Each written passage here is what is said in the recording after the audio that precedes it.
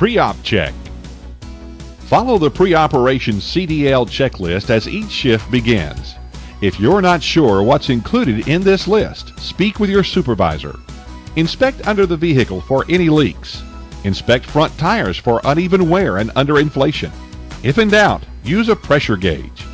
Check front for body damage. Check right side for body damage. Check rear differential for leaks. Inspect rear tires for uneven wear and underinflation. Check rear body and frame for damage. Check left side for body damage. Inspect the fuel tank and fuel cap. Check the trailer thoroughly for visual defects such as leaks, frayed hoses, worn insulation, and loose parts. Report any defects to your supervisor. Check that all guards and other protective devices are in place and secure.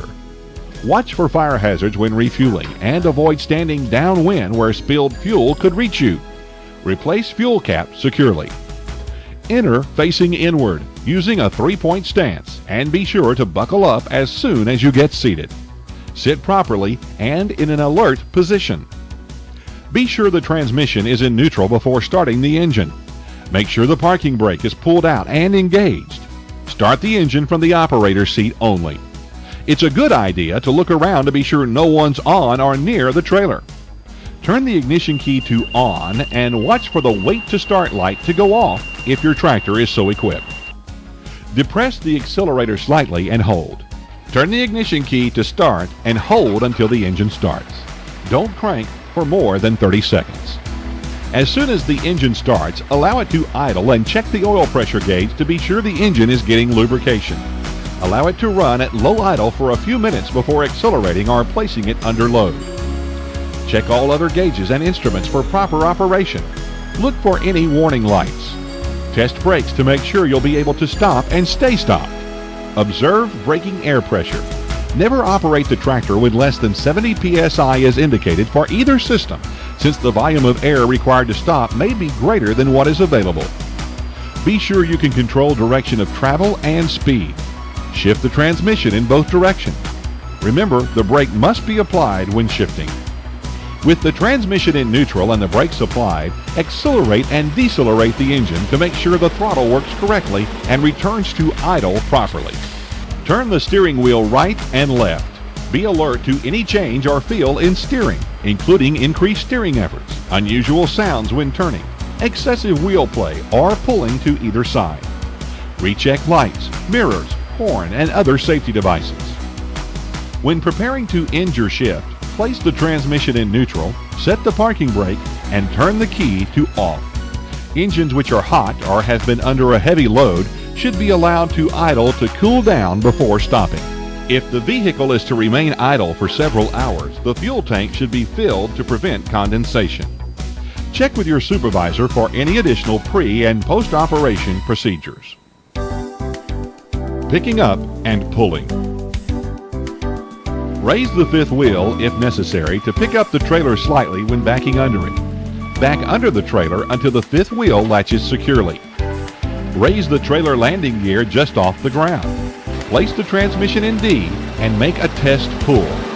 Move forward just enough to be sure the kingpin is locked in the fifth wheel. Place the transmission in neutral before lifting. Exit the rear of the cab and hook up both service and trailer brake release air lines and electrical connections. Always make these connections even if the trailer is to be towed only a short distance. Remember, the blue line must be connected when operating on a public roadway.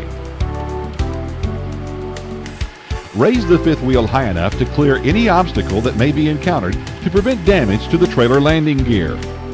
Push in the red trailer air supply knob to release the trailer brakes. Check that any wheel chocks and obstructions are clear of the trailer wheels. Pull the trailer to the desired location. Spotting trailers. Position the trailer in the desired location. Pull out the red trailer air supply knob to set the trailer brakes. Move the fifth wheel lever to the down position and lower the trailer and fifth wheel until the trailer rests on its landing gear. Allow the lever to return to center position after lowering. Make sure the trailer rests solidly on its landing gear. Disconnect the air and electrical connections from the trailer. Push the fifth wheel release valve to unlock and hold it down. Slowly drive the trailer jockey away from the trailer. Tilting the cab. The cab can be tilted to gain access to the engine, transmission, and hydraulics.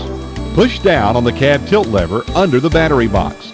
Be sure the safety latch bar is locked securely into any one of the 6 holding positions before proceeding to do work. Prior to lowering the cab, make sure everyone is clear of the cab area and that tools and equipment have been removed. Raise the cab slightly, then pull the safety latch bar cable with your right hand while lowering the cab by lifting the cab tilt lever. Remember, never get under a raised cab unless the safety latch bar is engaged. Stay clear of descending cab and platform. Safe operation. Never allow anyone to stand inside or outside the cab, on any step or walkway when operating the trailer jockey. Go slow in congested areas, over rough ground and on slopes. Keep your speed slow enough so you are in complete control at all times. Don't make sudden maneuvers with an elevated trailer. Avoid crossing obstacles such as ridges, curves, lumber, railroad tracks, and chalks. Give loaded vehicles the right of way. Follow your employer's traffic rules on the job. Watch out for other vehicles. Before backing up, check the area behind the vehicle to make sure it is clear of people, animals, and objects. Pull out of your space slowly, making sure your load is following properly. Look in all directions as you pull out of a blind area. Please read the caution and warning stickers applied throughout the tractor. The manufacturer has placed them there to maximize your safety and efficiency. Finally, here are some do's and don'ts to keep in mind each day. Do inspect your trailer jockey before operating it. Don't operate a defective machine. Report all deficiencies to your supervisor. Don't ram under a trailer. It is safer and reduces damage to ease in with the 5th wheel at the correct height. Do position the 5th wheel to lift the trailer slightly before backing into the kingpin. If the 5th wheel is too low, you can miss the kingpin and hit the trailer with the cab. Do make sure the kingpin is attached and make a test pull before releasing the trailer brakes. Do make sure the trailer is raised high enough to clear any obstacles or ground if the tractor wheel goes into a depression while traveling.